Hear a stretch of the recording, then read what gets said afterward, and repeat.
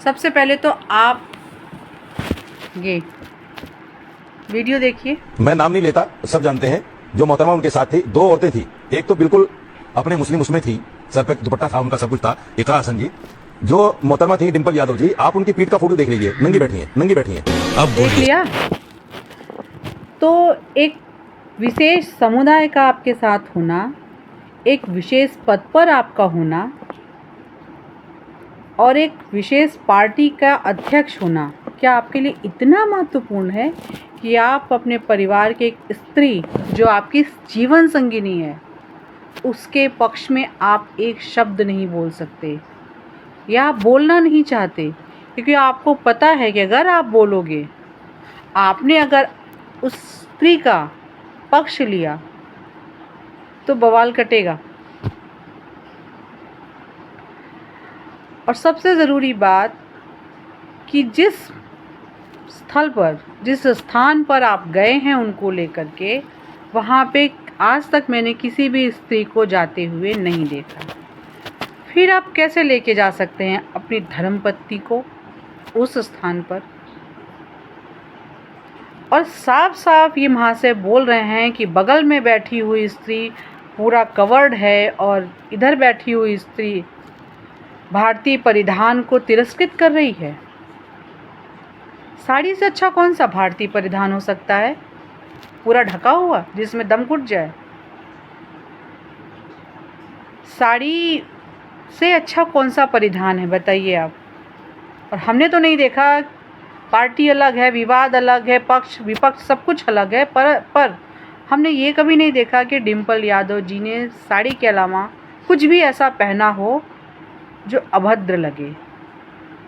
हमने नहीं देखा भाई। अब उनकी का अपना सोच है, उनकी अपनी नीति है कि वो सिंदूर, बिंदी, चूड़ी, मंगलसूत्र इन सब से बहुत दूर हैं, नहीं लगाती हैं। मॉडर्न है, नहीं लगाती हैं भाई, वो उनका अपना सोच है।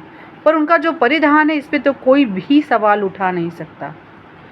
इन्होंने कैसे कह दिया और आपने कैसे बर्दाश्त कर लिया उस चीज़ को अपनी पत्नी के लिए, उसके लिए जो आपके साथ रह रही है, आपके साथ चल रही है, आपके परिवार की है, बगल अगल के किसी कार्यकर्ता की या चाचा, नाना, दादा, फूफा के घर की नहीं है। वो आपकी जिम्मेदारी है, वो आपकी धर्मपत्नी है, वो आपकी अर्धांगिनी है, आपकी संगिनी है। आपके मुंह से एक शब्द नहीं निकल रहा है, आपके कार्यकर्ताओं के मुंह से एक शब्द नहीं निकल रहा है। मतलब इतना क्या तुष्टीकरण है? आपके रास्ते अलग, हमारे रास्ते अलग, चलिए जो भी है, आपका मतभेद है, मनभेद इतना ज़्यादा कि आप उसके लिए कुछ बोल नहीं सक रहे हैं। बोलिए। मेरे अंदर इतनी सारी चीज़ें चल रही हैं। एक स्त्री का सम्मान किसी भी पार्टी, स्थान, समाज, परिवार, ओहदा किसी से भी बढ़कर नहीं हो सकता। स्त्री का सम्मान सबसे बड़ा है, स्त्री सबसे बड़ी है, स्त्री का सम्मान सबसे बड़ा है। आप ऐसे कैसे उसको जाने दे रहे हो, ऐसे कैसे सुन के बैठे हो भाई? हमें समझ में नहीं आ रहा है। सर कृपया करके इसको क्लेरिफाई कीजिए कि आप इसको सुन कर के चुपचाप क्यों हैं। ऑन टीवी, ऑन रिकॉर्ड बोला गया है ये, और कहीं और भी बोला गया है, कोई फतवा वतवा जारी भी हुआ है, ये भी मैंने देखा। वो वीडियो मैं यहाँ नहीं लगाऊंगी या फिर लगा भी दूंगी। पर क्यों भाई आप शांत क्यों हैं, इतने शांत, इतने सौम्य? मैंने आपको नहीं देखा, क्योंकि आप तो हर छोटी छोटी चीज़ों में अपनी राय रखते हो।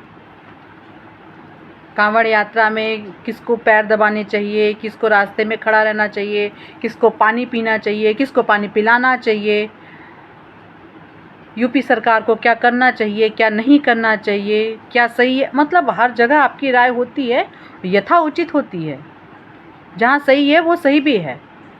सरकार से प्रश्न करना, अभी आप भी आम नागरिक हैं तो ज़रूरी है। आप विपक्ष में हैं, आपका सरकार से सवाल पूछना बहुत ज़रूरी है। पर यहाँ भी तो पूछिए, यहाँ भी तो बोलिए। यहाँ क्यों नहीं बोल रहे हैं? यहाँ क्या हो गया? स्त्री का सम्मान सबसे ज़रूरी है सर। करिए, उसको एक सम्मानित स्थान दीजिए और उनसे प्रश्न करिए जिन्होंने ऑन टीवी ये बोला है कि वो पीछे से जो भी है सबने सुना है, सबने देखा है उनके शब्द कि मैं आपको एक पिक्चर दिखाऊंगा और आपको देख के शर्म आएगी। क्या शर्म आएगी उसमें? मुझे इस बात की शर्म आ रही थी कि आप उनको वहाँ लेकर क्यों गए, बस। बाकी मुझे ऐसा कुछ भी नहीं लगा गलत जिसके लिए उनको इस तरह की टिप्पणी का सामना करना पड़ रहा है। तो बोलिए सर, कुछ तो बोलिए।